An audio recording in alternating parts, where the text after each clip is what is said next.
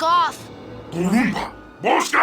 Only 4 months after the release of the groundbreaking Jedi Knight Dark Forces 2, LucasArts released a massive standalone expansion pack for it called Star Wars Jedi Knight Mysteries of the Sith. You may be asking yourself, why would I bother covering an expansion pack in its own video? And I'll tell you why. Because Mysteries of the Sith is an expansion pack in name only. In execution, it is very much its own game. Mechanically, this new entry is nearly identical to its predecessor in Dark Forces 2, but what it lacks in innovation, it more than makes up for in execution and content.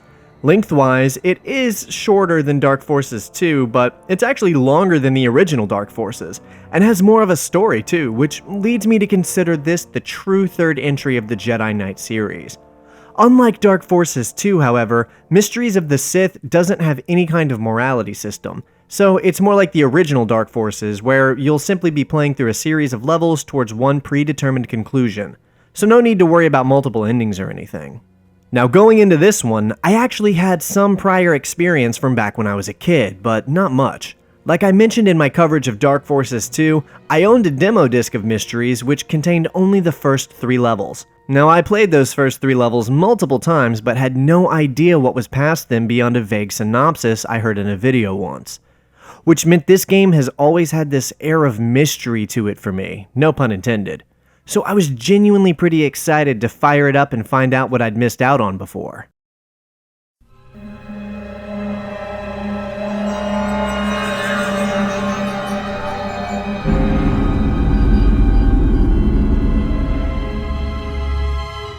Let's talk about how I'll be playing it for this video and what you'll be seeing footage of. The Dark Forces 2 Remaster fan mod I used last time actually does have some application for Mysteries of the Sith as well, but it doesn't offer it the full makeover treatment. Well, actually it does, but as it turns out, getting everything installed and running to make it look the same as the Dark Forces 2 Remaster is a massive pain. And since I do these videos to encourage people to play them, the fact that making everything run on Mysteries of the Sith with the updated texture replacement was so annoying means I'm not recommending pursuing that as of now. No worries though, because the DF2 mod actually has built-in compatibility with Mysteries of the Sith, enough to make some serious quality of life improvements. After applying the mod, we can enjoy the game in crisp HD widescreen graphics with a nice, smooth, unlocked frame rate and some great lighting adjustments. It's not quite the total overhaul the DF2 mod was, but it still looks awesome in my opinion. Overall, this is far closer to the look of the original game, but with a deep, clean, and fresh layer of polish. There is a way to install the updated models and textures to make the game look a little more modern, but after looking at footage of what it looked like online, I determined it wasn't nearly enough of an improvement to make it worth the trouble it would take to get it to work. The guy is still working on it all though last I saw, and he's even trying to apply updated models to the cutscenes, which is awesome, so I'll keep my eye on the project and maybe do an update video on that down the line. If you do really want that full-on Mysteries of the Sith remaster treatment right now, then you can just mess with it for the hour or two that it'll take to get it all running right, but if you're cool with the graphics as they are, then I'd recommend just playing through it all as is while using the same DF2 remastered mod that applies to this game too. It's super easy to get running, and it's totally worth it.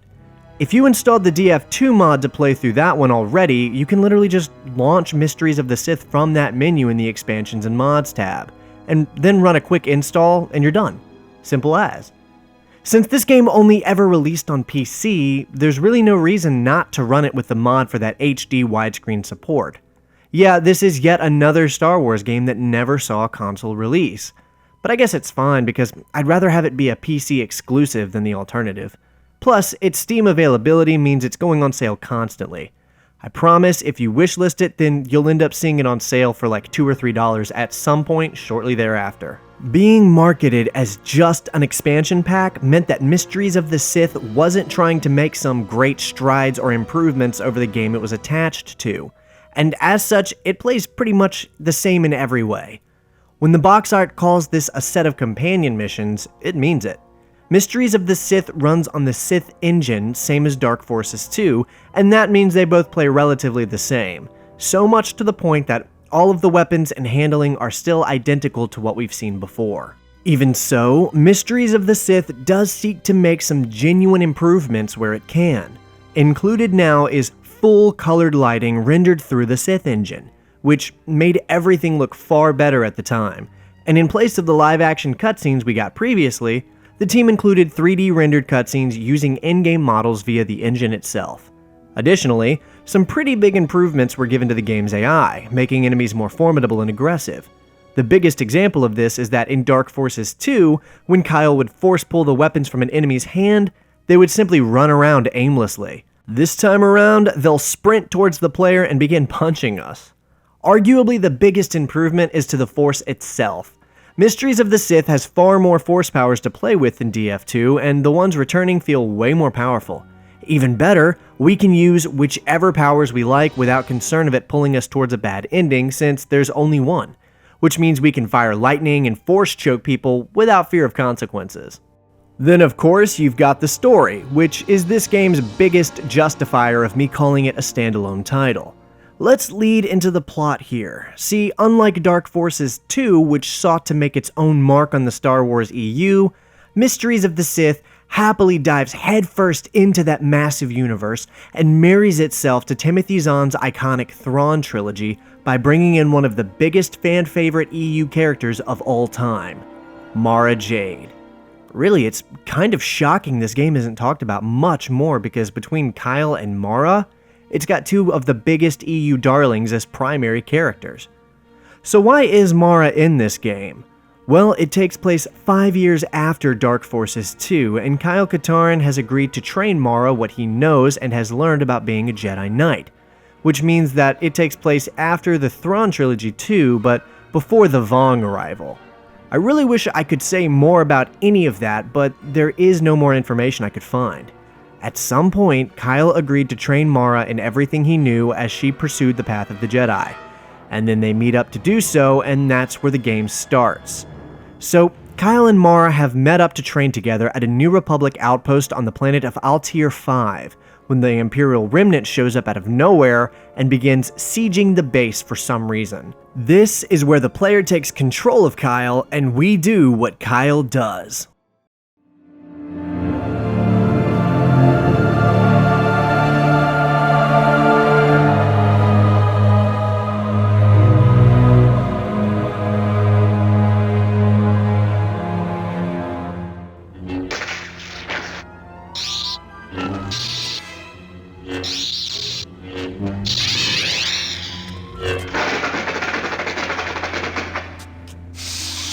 Excellent, Mara. You're becoming very adept at using the Force to anticipate my actions. Someday that insight may save your life. What's going on? Captain Katarn, report to ops immediately! Captain Katarn, report to ops immediately! Commander, what's the situation? We detected 2 asteroids approaching our atmosphere and thought they'd break up on contact. We became alarmed when they took up a geosynchronous orbit and began bombarding our shields. They appear to be some sort of new Imperial weapons, disguised as asteroids to take us by surprise. Looks like they were successful. It's not something you typically see in an asteroid. Sir, our long-range outpost on Delta 3 has picked up an Imperial strike force entering hyperspace. Using their last known course and speed, we estimate they will arrive within 3 hours.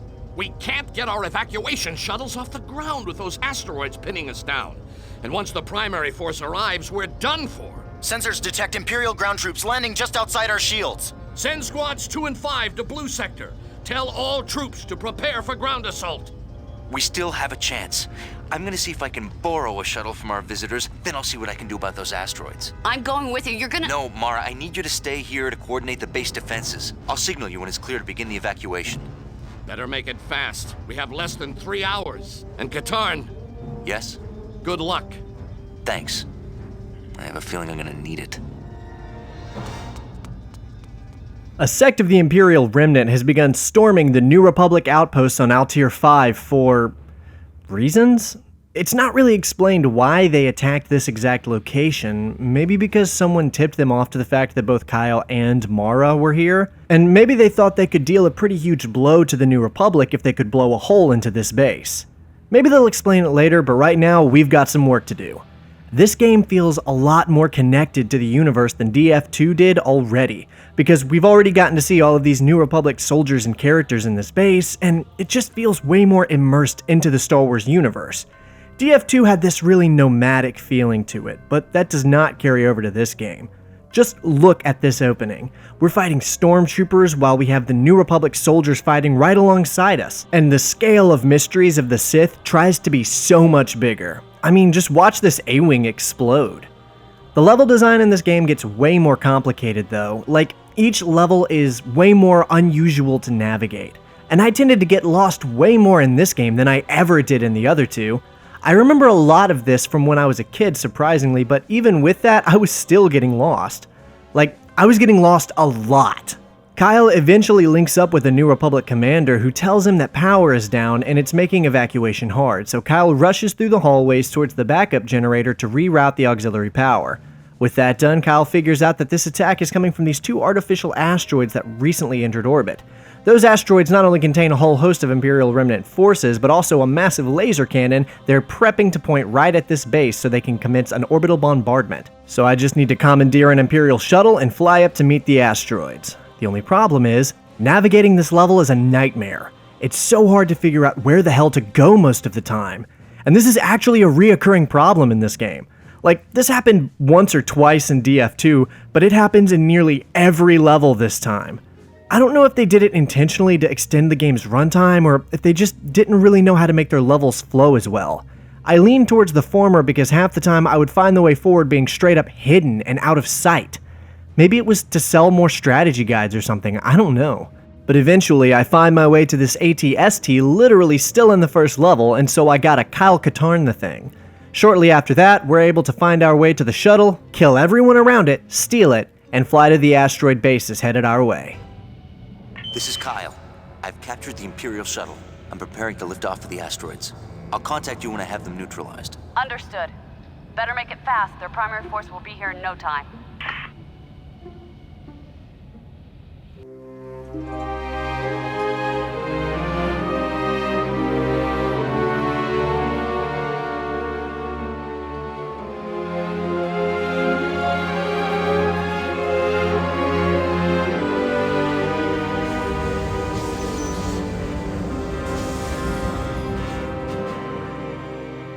Mission 2 starts with our landing on the asteroid crust of one of the two artificial rocks currently flying towards the base with the massive laser built into it.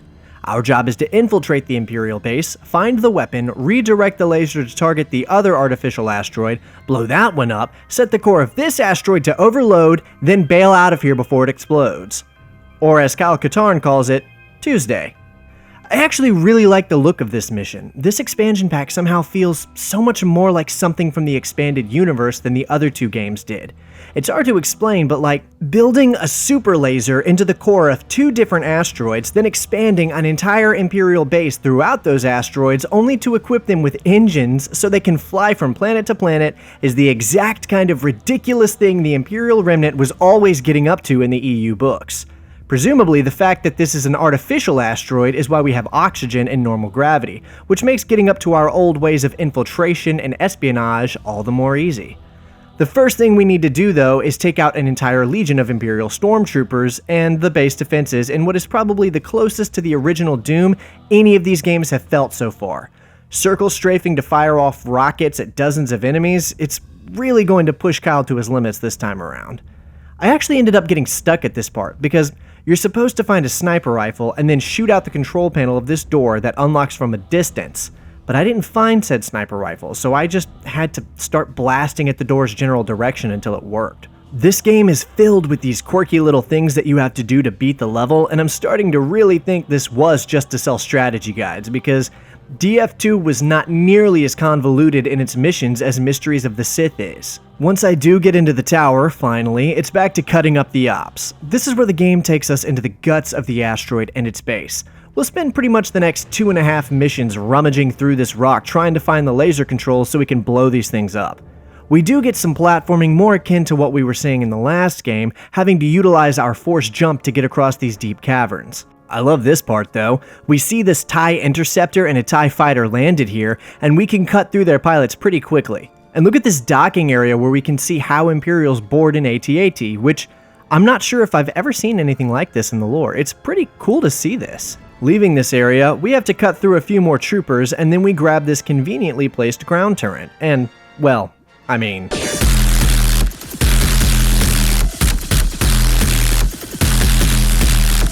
This whole expansion stays consistently more high energy and explosive than DF2. It's actually kind of incredible.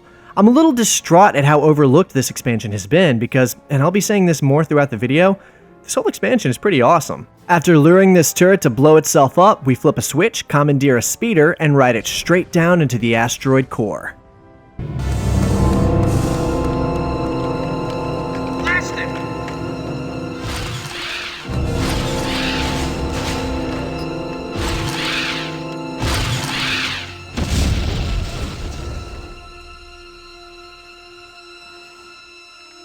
There's no way he survived that fall.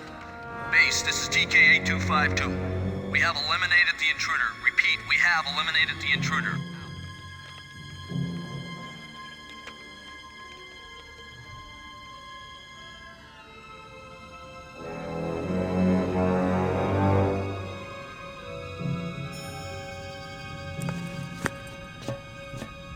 Gravity is a harsh mistress. Now Mission 3 should conceivably be pretty short since the level design itself is pretty small. Honestly, this is one of the smallest physical levels across both games, but it ended up taking me just as long, if not more time to beat than the previous two levels. This was strictly because, as I mentioned before, the environmental puzzles across this game are way more weird and hidden than the last two games.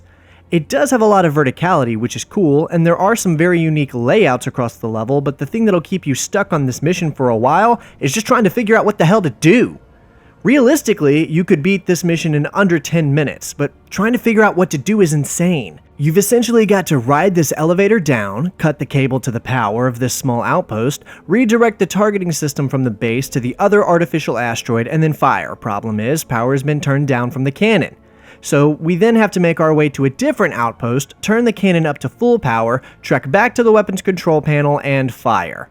I both really like and really don't like this. It's pretty pervasive across every level.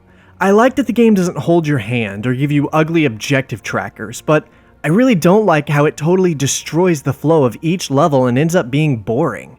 This kind of level design is really difficult for developers to strike a balance of giving the player enough level context to figure out what to do without straight up telling them.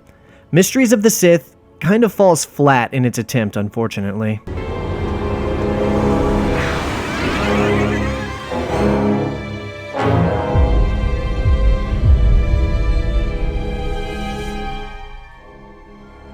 That takes care of one of them.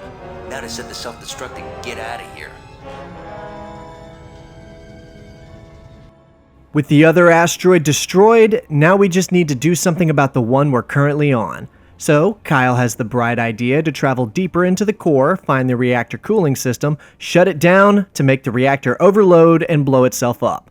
Easier said than done, but infiltrating Imperial installations, setting them to explode and then escaping is Kyle's speciality. We didn't pack any sequencer charges this go around, so we'll have to slice the cooling system's auxiliary battery, drop down this tunnel, and open this hatch to flood access to the actual cooling system's main generator, slice the main power circuits, and then go power the whole system down at the source. From there, the reactor immediately begins overheating, sending it into overload, so we need to sprint towards our shuttle. No, really, the game gives you roughly 30 seconds to run through what is essentially a miniature obstacle course. If you don't make it, the explosion will swallow Kyle into oblivion along with it. But this isn't how Kyle's story ends, not by a long shot. Calling our speeder down, we board it so we can get the hell out of the core, find our shuttle, and leave yet another exploding Imperial installation in our rear view window port. Mara, this is Kyle. Mission accomplished. It's clear to give the evacuation codes. Way to go, Kyle. I'll meet you at the hangar.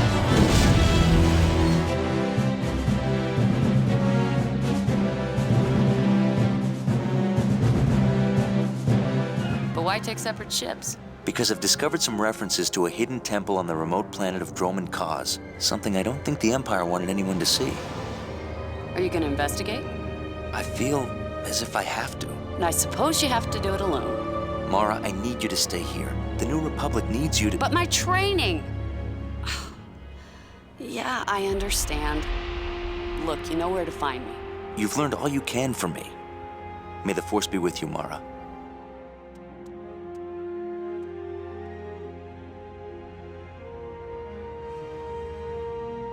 Try to stay out of trouble, Kyle.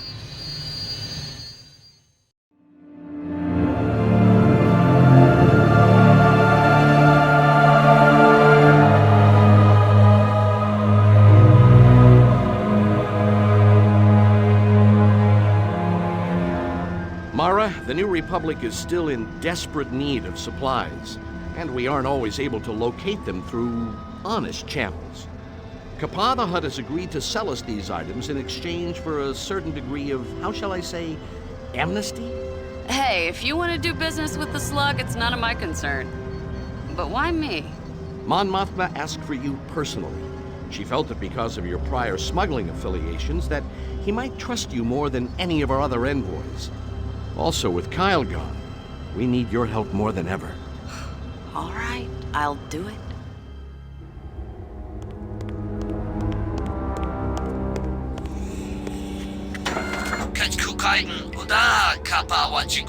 Tell your master that Mara Jade wishes to discuss a deal on behalf of the New Republic, one which could be very lucrative for him. Mara Jade, Oya King Sonyat Bangla, Mena Kon Jedi Soba, Itka Skywalker Tonkuta, Brinka Jabba, Nekapa no Bata. That was different. I'm not... Mi Jusku, Mara Jade. I guess I'm gonna have to find a way to let myself in. So with Kyle gone to investigate this mysterious world, the player's perspective is moved to take control of Mara Jade for the remainder of the game. Now there's a bit of an elephant in the room I'm going to have to address. In the form of this character we are now playing as. Mara Jade was a fan-favorite Star Wars character for years, damn near 2 decades even. Following her introduction as a smuggler who had previously been a specialized Imperial agent called the Emperor's Hand before the Empire's fateful defeat at the Battle of Endor. She would go on to become a Jedi Knight and become a crucial pillar of the expanded universe's continuity. While I'm sure there were some people who didn't like her, from what I can remember, the community pretty much loved her character. Timothy Zahn claimed he set out to introduce her as a complex and interesting female protagonist, further saying he felt the Star Wars universe was lacking in more complex female heroes. So in his fantastic book, Star Wars: Heir to the Empire, Mara Jade's character was introduced into the Star Wars expanded universe. Mara was a passionate but flawed character with sensitivity to the Force but lacking training in its usage. Her motivations were complicated, and her plights were often sympathetic even though her actions were often questionable. This made her relatable. Here's where things get sadistically ironic. The fan base took to her immediately and loved the way her character overcame struggles, went through trials, and eventually ended up marrying Luke Skywalker. They were endeared to her tumultuous journey to become a Jedi, and this made the fan base, myself included, want to see way more of her throughout the other media releases. There were 2 major problems with this, however. Issue number 1 was that Timothy Zahn was given final approval of any cameo regarding Mara's character, and he made it a point to only sign off in instances wherein she was some kind of leading role, with a few exceptions. Issue number 2 was that George Lucas really didn't like Mara Jade, and in 2007 he openly contradicted the expanded universe by stating he did not believe Luke Skywalker was married in his own canon. This wasn't new. Lucas has said before that he always kind of saw the EU as its own sort of world. A quick note is that many people use this example to suggest that Lucas didn't like the EU in general, but that's just not true. He pulled lots of things from the EU for the prequels. George didn't come up with the planet of Coruscant, Timothy Zahn did, but George still happily included it to maintain consistency with the canon as much as he could. He even said when writing he would browse the wiki to see different ideas of what had been done and try to consider them. George didn't like some of the EU, but he did like a lot of it as far as I've been able to tell, but his dislike for Mara Jade's character was pretty known, so much that it became a joke which he himself participated in a Robot Chicken sketch about the character. I am not the creator of Mara Jade, and I want you to get out of this office right now. So we had this strong, complicated, well-written female protagonist Jedi Knight whom was beloved and accepted by the fanbase right away. A character that made fans constantly talk about wanting to see her in more things, but that got routinely passed over for more roles due to production just not liking using her. Which is weird, because I was led to believe that before Disney, all EU Star Wars fans hated strong and capable female protagonists. Food for thought. I do feel that it's important to point all of that out so I can emphasize just how special it is that we're playing as Mara Jade right now. This isn't just some cool expansion pack, this is a work of pure passion from the creators who had to get approval from her character's creator to include her and make the only video game wherein we get to play directly as Mara Jade through a series of her own story-based missions. Regardless of other aspects and mysteries of the Sith, the chance to see, hear, and play as such an important character is such a treat. So all of that being said, what is Mara Jade getting up to right now? Well, we've come to pay a visit to Kappa the Hutt, who may have information regarding a large content of New Republic supplies. Supplies that the New Republic needs, but must convince Kappa to offer up. Mon Mothma suggested Mara for the task due to her brief stint as a smuggler following the Empire's collapse, believing Mara may be able to convince Kappa to play ball. Well, Kappa has been pretty resistant so far, associating Luke's involvement as a Jedi with Jabba the Hutt's demise. This causes Mara to have to fight her way through Kappa's place by force, killing a whole host of his mercenaries. I mean, he didn't leave us much of a choice. There is a part where we have to fool one of his TT-8L gatekeeper droids to let us in by disguising ourselves as a Grave Tusken, which is a mechanic I did not expect to see in this game, honestly. While I was playing through this mission, I thought we were back on Tatooine. I was ready to update the counter, but I can't tell. I looked everywhere to try and see where Kappa is located online or where this palace even is, but I couldn't find anything. The game never actually clarifies where we are in this mission. So in light of that, gauging by the large presence of Tuskens and the overall aesthetic of the desert landscape, I'm just assuming we're on Tatooine. Eventually, though, we find some charges and plant them over Kappa's throne room to let ourselves in.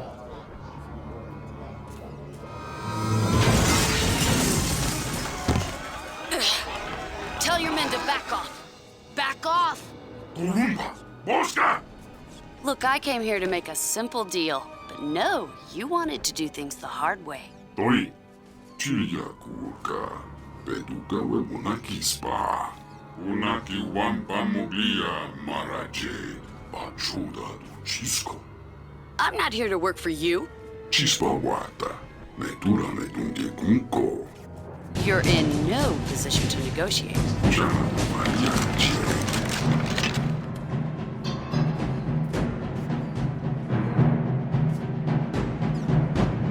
Very well. What do you propose? Tuna pitapa su Jedi. Ipanatakara tomulira. Chipasa no upitana. Chiskana mon matma capo. Dino tropa. Fine, where is it? No tricks dia. Gowana modipa. Otopa topa. Spastilia bowa Jedi no banta. Kiva wumpa. Undipa kul kijaruya. Oh, why do I feel like I'm gonna regret this?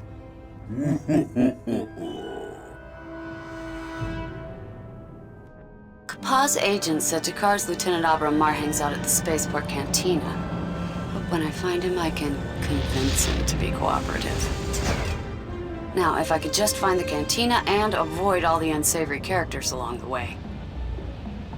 In an attempt to aggressively negotiate her deal with Kappa, she unintentionally walks herself into a situation where she must accept something of a counteroffer. It seems amnesty isn't quite enough for Kappa to accept a deal with the New Republic, and he informs her that he'll consider the offer if she will hunt down Abron Mar and extract from him the location of a global communications transponder owned by his rival, Takara the Hutt.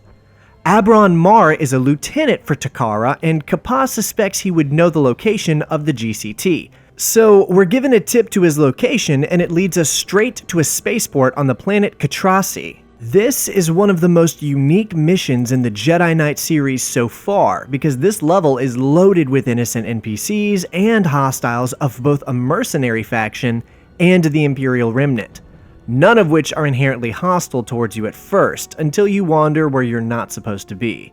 It's super cool how the game is attempting to immerse you into this setting, despite being a game that is very clearly not designed for that, but is meant to give you a bunch of things to kill all of the time. All we have to do is find the cantina he's hiding in and interrogate him.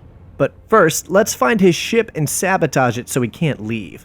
Of course, I end up making everyone mad and having to kill half of the people on this spaceport, but at least it's a great backdrop to the violence. When we finally confront Abron Mar, it goes about how you'd expect. He sees Mara and immediately runs, forcing us to chase him down, because of course he did. Alright, fine, we'll just have to chase him down then.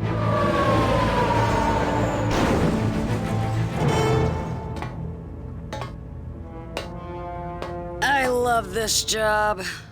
This guy is going to run us all over this spaceport looking for him, and I mean that. This entire mission is just chasing him across this spaceport. I don't know how or why, but Abron Mar has managed to convince every merc within a 5-mile radius to die for him. Why would they run straight into Mara's purple-bladed laser sword for this guy? I don't get it. Doesn't matter though, because we do end up cornering the thug. So, it seems the rat has run out of places to hide. Who's the rat now? You walked right into my trap.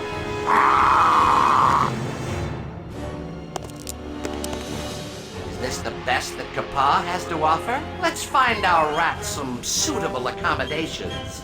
I'm sure Takara will have some questions he'll want to ask her. Well, that's unfortunate. Mara walked straight into a trap, and now she's waking up in a prison cell underneath a Hutt's palace, waiting to probably be ransomed out to the New Republic. Well, as it turns out, Mara happens to be very good at turning unfortunate circumstances into opportunities. First things first, we're going to need that cell key to get out of here, and it's currently hanging on a Gamorrean's belt. These Hutts just never learn about Jedi, do they? Grabbing the key, we free ourselves and square off against the Gamorrean with just our fists. Strong and capable as Mara is, she's not the physical force Kyle is, and her punches don't take these Gamorreans down nearly as fast as Kyle did back on Jabba's ship. We have to do a little problem solving to get ourselves out of this one, but after finding the tool we need, we're able to climb into some of the piping systems under Takara's palace, which ends up dropping us into the water system. It's all well and good until it spits us out into the cave where Takara keeps his pet Rancor. This is where the cover art of the game comes from, depicting Mara fighting a Rancor. Only there, Mara's got her lightsaber, and right now, she doesn't. Trying to avoid the beast, we make our way against the wall where it can't reach us, and would you look at that? Takara's guards thought it'd be smart to put her lightsaber right here where she can force pull it through the bars. Well, with that in hand, this thing is nothing now, and Mara slays the beast with some ease. It's a really cool part, and I love its inclusion. Getting to fight a Rancor as Mara Jade with her iconic purple lightsaber is just a highlight of this game series. From here, now that we've got our lightsaber, we're pretty much unstoppable. And while we're here, we may as well find that global communications transponder Kappa wanted us to find. I know it's in here, it's just a matter of finding it. Once I find the GCT, I'm able to find a radio and contact the New Republic for evac. Then it's just a matter of getting through the palace and meeting our ship to get the hell out of here.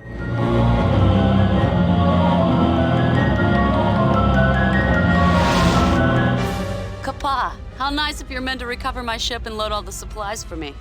You keep this up and you might give yourself a good name. As soon as I get the supplies back, you'll get your payment. Of course, first I'll have to tell Mon Mothma about your illegal surveillance equipment. Being an honest Jedi and all.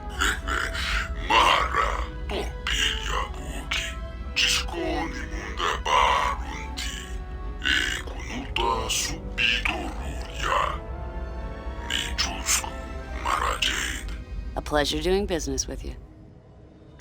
This is Mara. I finished my patrol, nothing to report. As usual. Thanks, Mara. I know this feels like routine guard duty to you, but Mon Mothma wouldn't have asked if it weren't important. The Jedi Holocron is an important artifact, and it must not fall into the wrong hands. We've got a full squadron for an escort. No one would be stupid enough. What the? We're dropping out of hyperspace! New Republic transport, prepare to be boarded. Your hyperdrive will not operate while under the influence of our gravity well projectors.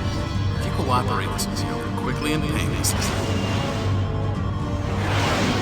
Pirates. I wonder if it's anyone I know.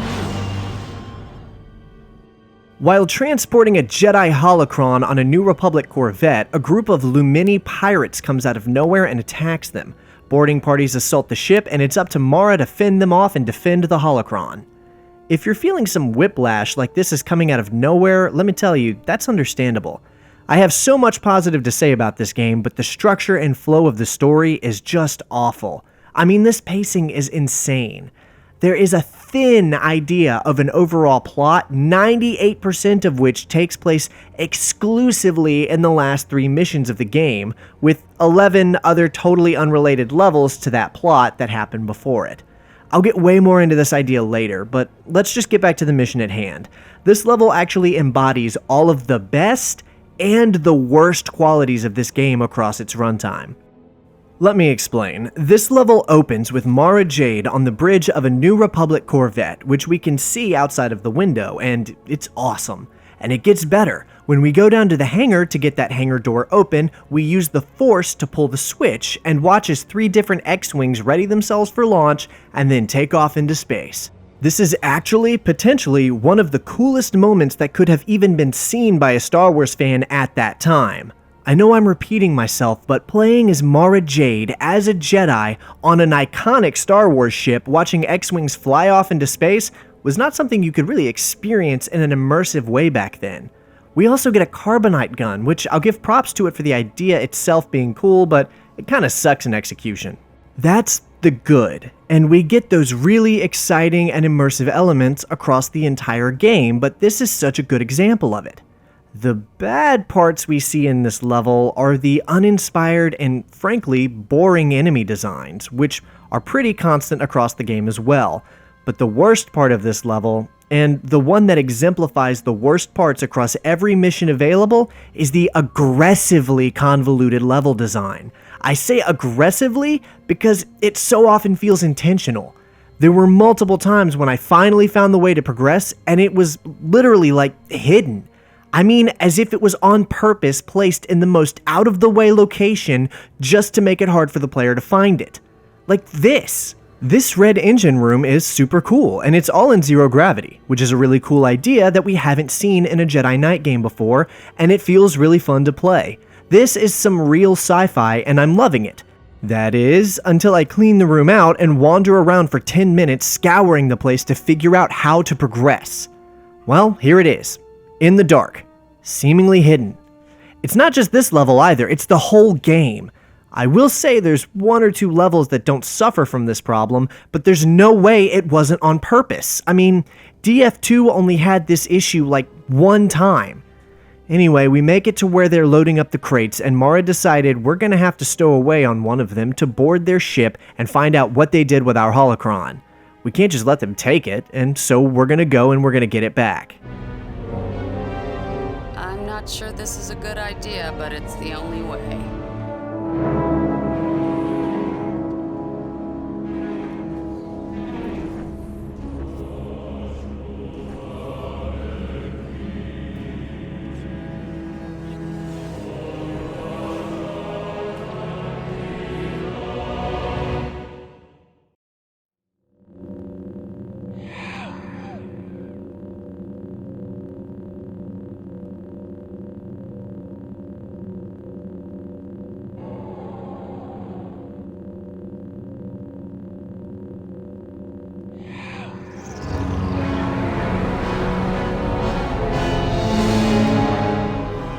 We get this time? Usual stuff. What about that mag-sealed crate? Someone said it was some kind of Jedi artifact. Karabani's having it transferred to his private collection on the planet. I gotta follow that crate. We aren't out of this yet. These pirates still have that holocron, and I've got a mind to get it back. After stowing away on a cargo crate and boarding one of the pirate ships, we end up getting dropped off at a shipyard in orbit of the pirate's base down below.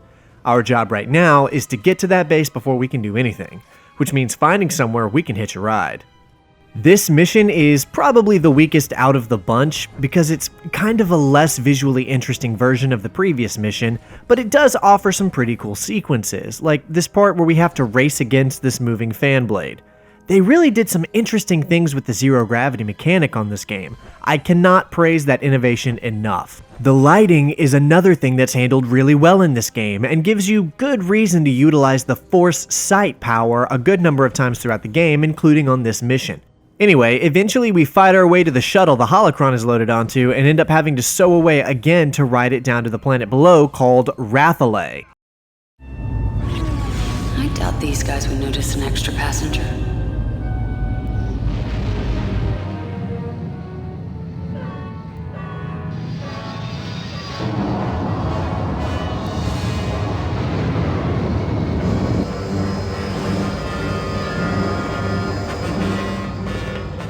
Good thing for me these guys are sloppy. Card would have had him shot. Now, to find Karabani's collection. The holocron was stolen by a faction called the Lumini Pirates, led by a notorious collector of rare artifacts named Karabani. This Karabani got word of the ever-rare Jedi holocron aboard the cruiser Mara was accompanying, and that's when he decided to stage the assault on the New Republic corvette. Mara got distracted helping the troops across the ship, and the pirates snuck in and stole it, and here it is now, hidden in his private gallery. And this place is a straight-up palace. We're not too far away from the nearby city, and this place feels like a whole factory in itself. Actually, I think it's better described as a castle. This mission reuses a lot of textures and assets from Kappa's palace, too. In fact, this feels sort of like a much larger part 2 of that level than it does its own individual thing, and not in a good way. Which I hate to say because I want to praise this game more, but rather than keeping a pretty level consistency of quality, it seems to go up and down constantly.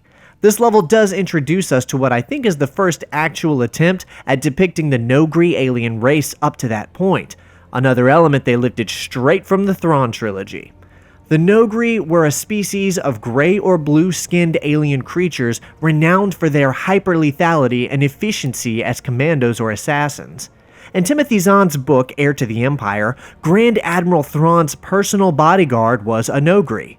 Zahn custom-made the race originally in hopes to make them the followers of Darth Vader, and in fact, he had at one point wanted to call them the Sith race, an idea that would be rejected by LucasArts and require him to rethink their inclusion. It's still really cool to see them added in this level, and it makes sense that they would be here too, hired by Karabani to safeguard his possessions. Unlike many of the other levels so far, this mission's puzzles actually feel fair and deducible from the environment and by paying a little bit of attention to your surroundings. There's always a bigger fish. Finally, we make our way through this really trippy inverted water hallway and into the palace treasure room. There's actually some pretty cool little Easter eggs here, like 8T88's head. Is that actually the same head Kyle and Jan took back to Kyle's house to decode the map to the valley? I wonder, if so, how did it end up here? Why would Karabani even want it? Was 8T88 one of a kind? So many questions. Across from that is what I think is a Dark Trooper helmet, which is a really cool tie to the Dark Forces origins this game originates from, but also confuses me because Mara says that it looks familiar. Did she encounter Dark Troopers at some point, or is this just a little Easter egg for the player's sake? I'm not really sure. There's our holocron, and we'll be taking that, now to make our daring escape.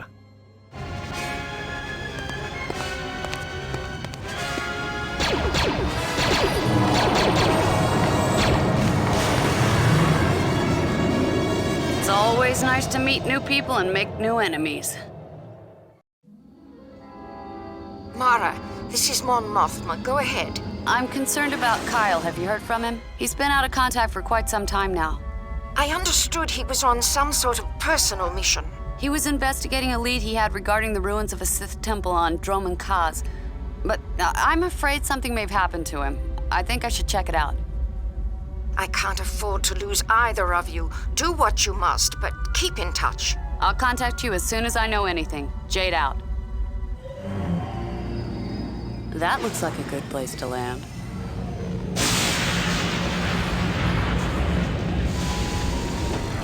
Now to see if I can find Kyle's shuttle. Although I'm not sure I like the look of that swamp. I was so excited about these last 3 missions. A final act centered entirely on the lost planet of the Sith called Dromund Kaas. Dark storms and torrential downpour, a world brimming with dark side energy, and just Mara Jade alone to carve her way through it all. This was where the game's namesake came from, Mysteries of the Sith. That's a pretty awesome title, but we've been through 11 missions so far of the 14 available here, and we've seen precisely 0 Sith, 0 Dark Jedi, and the closest we've had to mysteries came in the form of convoluted environmental puzzles. So this game now has 3 final missions to earn its name, and Dromund Kaas is a hell of a good place to try to do so. Now, can you imagine my disappointment to discover that these 3 missions I was so excited for to the point I felt like I was using them to justify all the prior filler are pretty much the worst missions of the game.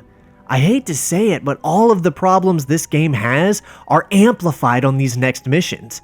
I'd even go as far as to say they're doubled. The first thing this game does is put a giant invisible barrier to keep you from progressing into the level. I spent so long trying to figure out what to do and eventually just looked it up, only to find that the answer was a solution I'd already tried and it didn't work the first time. I tried using force persuasion to get past this barrier and it didn't seem to work, so I kept wasting time trying to figure out the solution. When I tried it the second time, it worked. And that's the kind of utter waste of 20 minutes frustration that makes this game so hard to praise sometimes.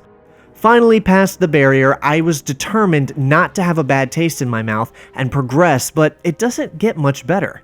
The game swarms you with Mylox, big beast monsters, swamp wampas I think, and Nogri? Why are there dozens of Nogri running around in a swamp on Dromund Kaas? Well, there's actually a really good reason, believe it or not, but we'll get to that. Throughout this level, we'll be fighting swamp wampas, Nogri, and Mylox, with the newly introduced sentient flower that fire off projectiles at you. There's also some Dianogas here, only this time they don't look at all like Dianogas, and they're ridiculously overpowered. There are some positive things I can say. The environmental design is stunning. The swamp is dripping with atmosphere and generates an intense feeling of foreboding and dread. All 3 of these levels are powerhouses in atmosphere and ambience, actually. The last level especially. And we can actually find a few Salmiri around in the environment, which being able to see one of those up close and put an image to the name is so cool to me as a fan. You're probably wondering why there would be any Salamiri on Dromund Kaas, but again, I'm getting there. Eventually, Mari uses the Force to enter into a Sith chamber and face someone she may not have been ready for. Herself. And this battle is hard. At least, it was really hard for me. A lot harder than any of the battles in DF2, that's for sure. Dark Mara puts up a serious fight, but with some finesse, we can overcome the apparition. After that, we make our way through a tunnel and follow Kyle's energy into the remains of an old Sith temple. This mission actually does start off pretty strong. As we're wandering through the halls of this ancient Sith building, these Sith statues come to life, forcing us to face them down. It feels very climactic, very dark side and cool. Plus, we're getting lightsaber fights now, which of course I love. Following that, we exit into the courtyard and get mauled by a Vornskir. Okay, if you know your EU, you're probably wondering what the hell is going on now. Salamiri and Vornskirs are not native to Dromund Kaas. They're native to the planet Mykir, and Vornskir are the Salamiri's natural predator. On top of that, why are there Nogri here too? What is up? Well, it's all connected. This isn't any ordinary Sith temple. This is the Dark Force Temple. This is the very temple where Lord Kronel and his prophets of the dark side once resided. This is the temple that Jarek visited when he first learned of the Valley of the Jedi. This is the temple where the Sith spawn Gork and Pick were created. where Ceres was raised and abused. All of the events in Dark Forces 2 were set in motion here on Dromund Kaas in this Dark Force temple. This is where it all started. Kyle has traced the events of his past back to this location, and he's come for answers. Only, he got more than he bargained for. The Nogri you've seen are mutated Sith spawn from Lord Chronal's dark side alchemy. The Salamiri were brought in from Mykir to feed the Vornskirs, and the Vornskirs were brought in to guard the Dark Force Temple from intruders after Chronal and his prophets of the dark side abandoned the palace and fled following Palpatine's fall. The dark side energy here is so potent that it's self-circulated to form a nexus so powerful that it interferes with all weapons and technology except for a lightsaber. And that's canon in the game too. You can't use any weapons in these last 3 levels. They don't work. Which all makes it that much more devastating that the level really sucks. I hate to be a downer about it, but these last 3 levels were just miserable for me. The difficulty spike from the 11th mission to the final 3 is insane. These last 3 levels are brutally hard, and the weird, mazy level design manages to suck whatever fun I was having right out of it. I like a good challenge, but this is just too far for my taste. I mean, these last 3 levels are harder than anything we've seen in the past 2 games so far. I saw a walkthrough for this game describe these last 2 levels as, quote, probably the best designed levels in all of gaming history, end quote. That walkthrough was written by one Michael Mekzinski, and Mike, if you're watching this, I have to ask, were you being sarcastic? This temple level becomes an absolute slog. The mystery element is so far gone by the end of it, all I could think was just thoughts of pleading for it to be over so I didn't have to sprint past multiple Vornskirs to stay alive. It's just not fun to me at all. But maybe that's the point? All that dark side energy or something is to make you suffer so it's easier to fall? Well, eventually we do make it to the end of this temple and finally find Kyle.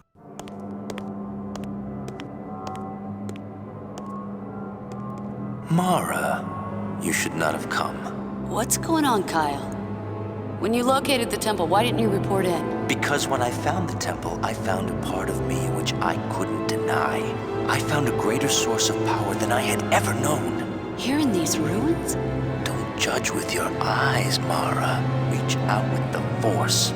Sense the power of the Sith around you. Accept it. No! I sense only evil and death. Kyle, we have to get you away from here. I have chosen my destiny, and it lies here. Because of our friendship, I offer you the chance to leave, but do not persist in pursuing me. If you do, I will not be responsible for the consequences. Kyle, wait!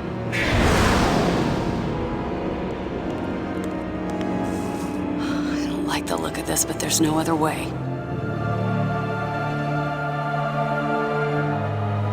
Okay, Kyle has straight up lost it. The answers Kyle came here to find must have been too much for him to handle, and the temptation of the dark side power left over from the prophets was too much for him to resist.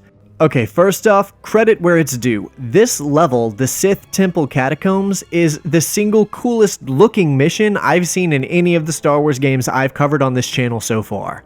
I'm fairly confident that the only reason the devs worked so hard to incorporate all of the lighting improvements into the Sith engine is for this level. I mean, look at this chamber. Unfortunately, this is also the most maze-like, hard-to-navigate mission so far. The level design takes us up and down through tunnels, crypts, and caves, all to press a series of buttons required to activate each of these massive stone tablets. Once aligned, they each create an image. Upon completing that, we can summon the lift that takes us into the depths of the chamber where the dark side power is centered. Surprisingly, this level isn't quite as hard as the one before it, but it is still really difficult because of how much damage these statues and the Vornskirs deal out. The situation gets really tense when Kyle jumps out and tries to kill us himself, which means Mara has to overcome him in saber combat. Although, when things heat up, Kyle pulls back to let Mara keep pressing through the catacombs in hopes to make her fall to the dark side with him. This level introduces us to one final new enemy type too, the Sith zombies.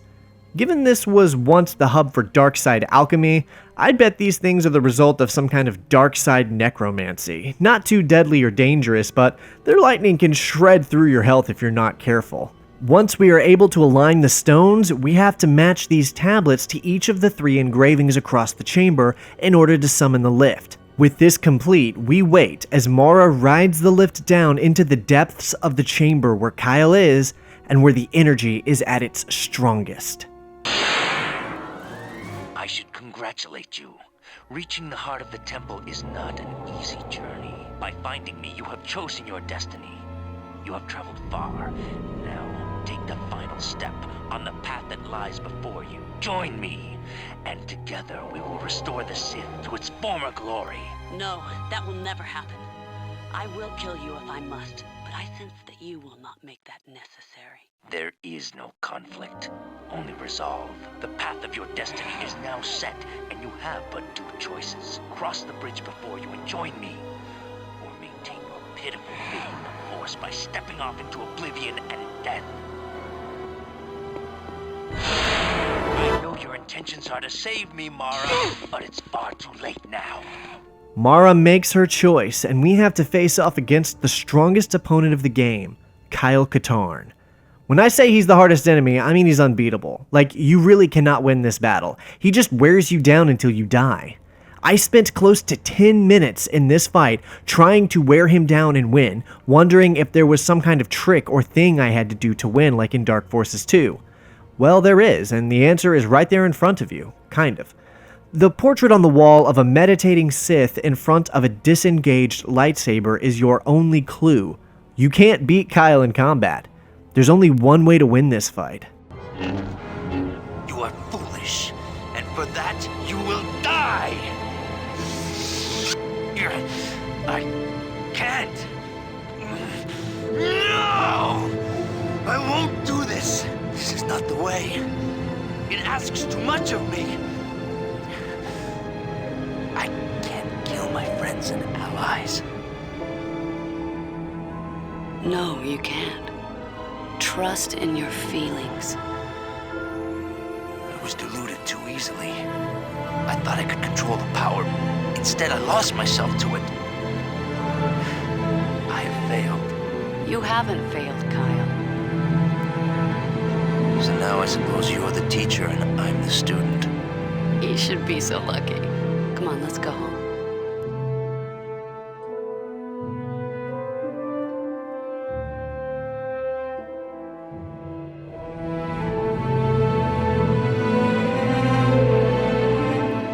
And that's it. Star Wars Mysteries of the Sith. A well-intentioned, disjointed, lovable mess.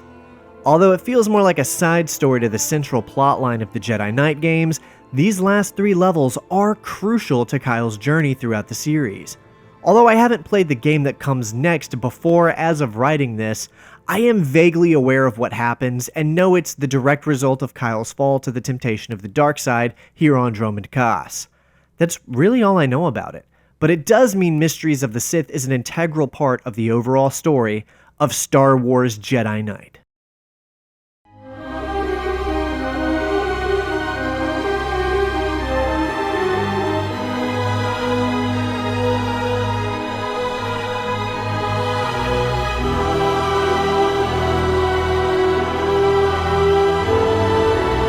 My time with this game has showed me that it's a very complicated experience. If I had to describe the game in a single sentence, I'd say it was a deeply flawed love letter to fans of the expanded universe. And really, that's the sentence I think sums up just about everything you can expect from this game. In some ways, it's a lot better and more ambitious than its predecessor. In other ways, it feels like so much a slog that I wouldn't even hold it up beside Dark Forces 2 in terms of quality. It goes back and forth between those extremes pretty much the whole time. It's got so much fanfare, and the fact that it was so clearly developed by genuine fans of the universe makes it feel so sincere and beautiful. But the uninspired enemies, disjointed, bordering irrelevant narrative, and offensively obtuse level design just makes the whole thing feel like a gigantic waste of Mara Jade's potential as a protagonist. In the game, her character is salty about being relegated to side quests and filler missions, expressing that her time would be better spent somewhere else. And I think her frustration is an unintentional mirror of the fans' thoughts after completing the game. Depending on your thoughts after hearing what I've said about the game, you already know whether or not this is worth playing for you. If you're inclined, then yeah, I'd say spin it up and play away.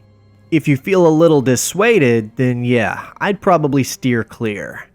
There is one more level we need to talk about though, and you might have a pretty good idea of what that is from the chapter screen. After Mysteries of the Sith released, there was a rumor going around that a hidden page on LucasArts.com existed where you could download a file and follow a set of listed instructions that would allow Mysteries of the Sith to launch a hidden level where you could play as Luke Skywalker in Empire Strikes Back on Bespin's Cloud City. It's all true. Look, sometimes sequel memes have their place, alright? Yeah, if you Google search, you can find threads offering up the needed file for this level along with the installation instructions that allow you to go through and play it. However, this comes at a cost, as you can see on screen. I couldn't find a way to make this hidden level compatible with the mod I was using to play the base game, and so the graphics and resolution are complete trash. Not to mention that some areas of the level just seemed a little unfinished. There are some cool little Easter eggs, like being able to see the Millennium Falcon up close and even fighting Boba Fett. I didn't know really what I was in for, but I had high hopes of a showdown with Darth Vader at the end, but it never comes. Instead, we fight a dark side version of Mara in the Carbonite Chamber, but we do hear her say Vader's line. All too Once we defeat her, we get the chance to explore the scene where Luke loses his hand, and out comes Darkside Kyle to try and game end us.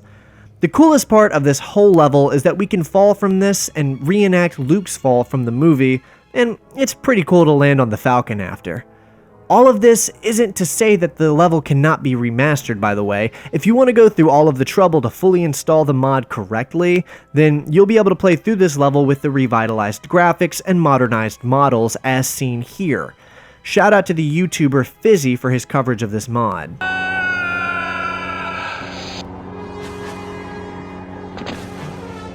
All that said, I wouldn't recommend going through all of that trouble to play this unless you're just craving a 10-minute excursion through a 1998 tiny version of Bespin. Feels more like a Luke fever dream than anything, and it's way too short for the trouble it's worth, I think. But I had to cover it because it's a pretty legendary part of this game's history. Mysteries of the Sith was reviewed favorably enough upon its release, receiving a good amount of praise from several reviewers who were impressed by the game's improvements and offerings. Some of which I'm not so sure were even deserved. But even still, it's nice to see people were really loving their time with the game. One point of high praise from most reviewers was the choice of Heidi Shannon as the voice of Mara Jade, which I agree with. She killed it, and made a great Mara for this title. Overall, its reviews were a little mixed, but I'd say it evened out to about a 7 out of 10, which is honestly fair if you ask me. That said, most who played it did seem to really find something to love about it. Notably, Emil Paglarulo of all people even praised the game, but did criticize the lack of innovation in the game's multiplayer. Speaking of, Mysteries of the Sith brought with it 15 more multiplayer maps to play on to the already hugely popular Dark Forces 2 multiplayer format. The multiplayer for this game was really popular at the time too, and had a pretty strong fan base even years after its release. What I think is the most important addition though, is the brand new game mode called Kill the Fool with the Salamiri. That sentence just separated classic EU fans from non-EU fans. If you don't understand what that phrase means, or know what a Salamiri is, then you probably weren't one of the passionate fans who lived for the series pre-Disney. But it does just reinforce the point I've been making this whole video, which is that the developers of the game loved the EU, loved the fan base, and wanted to give us something really special that contributed to the Star Wars mythos in a meaningful way. And that about wraps up this retrospective of Star Wars Jedi Knight Mysteries of the Sith. An ambitious attempt to contribute to the larger universe while utilizing pre-existing technology, and pushing it to its limits in some cases, but falling flat on a number of critical elements, leaving the experience a bittersweet treat for old school fans of the expanded universe. Thanks so much for watching, everyone. I always appreciate your viewership and hope you've enjoyed the time we've spent here. And if you did, then I hope you'll consider liking the video, as that really helps me with the algorithm. Also, if you really enjoyed it, then subscribe to the channel to keep up with all of the vids I release in the future. Members of the channel, of course, receive exclusive early access to all of my new videos typically 2 weeks before release, among other perks like polls on what I cover and more. Thanks again for watching, and as always, I hope to see you in the next video, but until then, that's all I've got for you.